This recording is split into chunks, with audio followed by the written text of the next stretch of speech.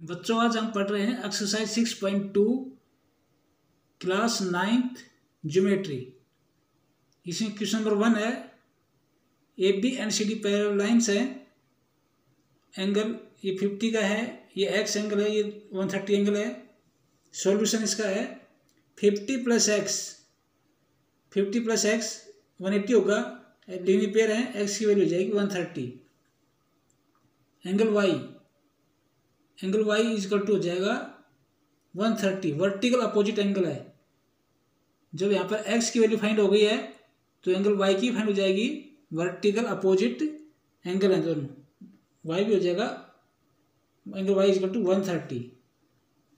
दोनों की वैल्यू 130 है, therefore angle x is equal to y. अगर ये इक्वल है दोनों एंगल तो ये अल्टरनेट एंगल है, और ये अल्टरनेट एंगल है तो लाइंस क्या होंगी? Parallel. Therefore A B parallel C D हो जाएगी। A B parallel C D हो जाएगी, और ये जो बीच में एक ओब्लिक लाइन है, ए बी और सी डी पैरेलल है, बीच में ओब्लिक है और ये अल्टरनेट एंगल है। क्वेश्चन नंबर 2, इसमें ए बी सी डी और ई एफ ये तीनों पैरेलल लाइन्स है, और एंगल वाई रेशो जेड है। एंगल वाई रेशो जेड का देखा है गिवन है। जेड को हम रिप्लेस कर देंगे एक्स से। जेड है, इसको रिप्लेस कर देंगे एक्स से, because angle x and angle z are alternate angle, interior alternate angle. Replacing z by x, तो वाई रेशो जेड था वो वाई रेशो एक्स हो जाएगा 3:7। तो वाई की वैल्यू हो जाएगी 3m, क्योंकि रेशो में एक चीज़ कॉमन होती है। कॉमन चीज़ का 3 टाइम्स होता है, 7 टाइम्स हो गया 3m, और x इज इक्वल हो जाएगा 7m। y प्लस एक्स 180 क्यों है? ये को इंटीरियर एंगल है, या समझ लो interior angle same side the transversal line. Transversal line के एक साइड में जो एंगल होते हैं इंटीरियर, उनका सम 180 होता है, या उनको को इंटीरियर एंगल भी कह सकते हैं, को interior angle. Then 3m plus 7m is equal to 180, 10m 180, m is equal to 18 degree आ जाएगा। x की वैल्यू जाएगी 7m, और angle is equal to angle x is equal to 7 into 80 126 degree. Question number 3, A B and C D ये lines parallel हैं। Angle G E D 126, E F parallel C D, E F है वो parallel C D. Then find angle A G F. Angle A G E find करना है, angle G E F and angle F G E. Solution A B parallel C D है, given है। Angle A G E is equal to G E D हो जाएगा, alternate angle है। ये angle equal हो जाएंगे इसमें। Angle A G E is equal to G E D, alternate angle. Angle A G 126 है। Then angle G E F is equal to G E D minus F E D is equal to 126 minus 90, 36। G E F की कितनी value होगी? Angle G E F, angle G E F, इसमें से क्या minus कर देंगे? 126, ये पूरा 126 है। ट्रायंगल जी ई एफ में देखेंगे, ट्रायंगल जी ई एफ में एंगल एफ 90 डिग्री का है, और ये एंगल इधर जी, इसका एंगल जी फाइंड हो चुका है। तो 90 में से इसको माइनस कर देंगे तो एंगल जी ई एफ की वैल्यू आ जाएगी इसमें। राइट ट्रायंगल में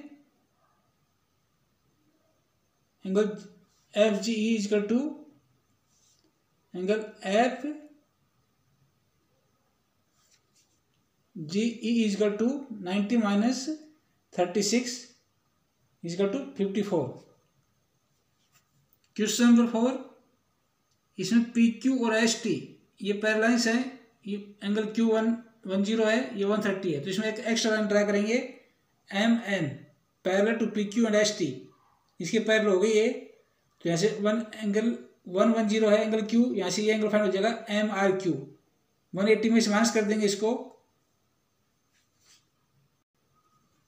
angle M R Q plus angle P Q is equal to 180। को इंटीरियर एंगल है, भी को इंटीरियर है, एक की वैल्यू 110 है, एम आर क्यू की वैल्यू हो जाएगी 70 degree. Similarly angle S R N, इसको 180 में से माइनस 130 कर देंगे, 50 डिग्री आ जाएगा। ये 3 एंगल्स में से 3 एंगल्स क्या है? Adjacent angle on the straight line. एक पॉइंट पर 3 एंगल बन जाते हैं, एक साइड में वो एडजेसेंट एंगल होते हैं on the straight line. 2 angle को एलपी बोल देते हैं, लेकिन ज़्यादा एंगल हो तो उनको एडजेसेंट एंगल बोलते हैं। Adjacent angle on the one point of a straight line. यहाँ से तीनों एंगल से 180 होता है। 2 एंगल्स का सम गिवन है, एंगल QRS 60 डिग्री हो जाएगा। Question number 5, AB parallel CD है, ट्रायंगल PQR इसमें, ये एंगल गिवन है 50 डिग्री। यहाँ से सीधा फाइंड हो जाएगा X, एंगल X फाइंड हो जाएगा। और 127 से एंगल Z फाइंड हो जाएगा। 180 में से हटा देंगे, LP है। 127 एंगल Z LP है, तो ऐसे एंगल Z फाइंड हो जाएगा। और 50 से एंगल X फाइंड हो जाएगा। फिर इस ट्रायंगल में ट्रायंगल समप्रॉपर्टी लगा देंगे, तो यहाँ से एंगल Y भी फाइंड हो जाएगा। इस तरह इसका सॉल्यूशन हो जाएगा इस टाइप से। एंगल Y = 77 डिग्री से एंगल Z को इस तरह से फाइंड कर लेंगे। 180 - 127 एंगल Z 53, एंगल X आ जाएगा एंगल प्रॉपर्टी से, angle X = 50 degree. Question number 6, AB incident rays है on the PQ and reflect in BC direction and goes in CD में। तो AB का रिफ्लेक्शन BC में हुआ है और BC का रिफ्लेक्शन CD में हुआ है। तो यहाँ पर परपेंडिकुलर खींच देंगे, परपेंडिकुलर ड्रा कर देंगे। यहाँ पर B से BN और C से CM परपेंडिकुलर होता है, ये इसको इक्वल डिवाइड करता है रिफ्लेक्टेड रेज को। इंसिडेंट एंड रिफ्लेक्टेड रेज को बीच में इक्वल एंगल डिवाइड करता है इसको।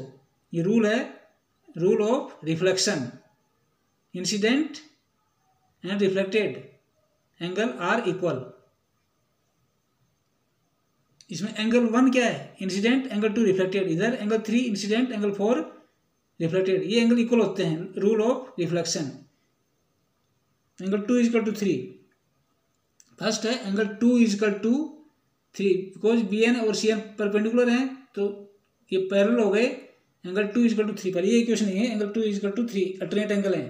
Equation number 1, angle 1 = 2 reflection rule, angle 3 = 4, दोनों को ऐड कर देंगे। Angle 1 + 3 = angle 2 + 4। यहाँ से 3 को रिप्लेस किससे कर देंगे? इक्वेशन 1 से। 3 को 2 से कर देंगे और 2 को 3 से कर देंगे। यहाँ तो ये इक्वेशन बनेगी। फिर यहाँ पर एंगल 1 + 2 = एंगल 3 + 4, और एंगल 1 + 2 कहेंगे APD, angle APD = angle BCD। अगर ये एंगल इक्वल है तो ये अल्टरनेट एंगल है। अल्टरनेट एंगल तो PQ पैरेलल है RS। तो बच्चों इस तरह से इसका क्वेश्चन नंबर 6 1 से 6 तक सोल्व हो गए हैं। उम्मीद है आपको समझ में आए होंगे।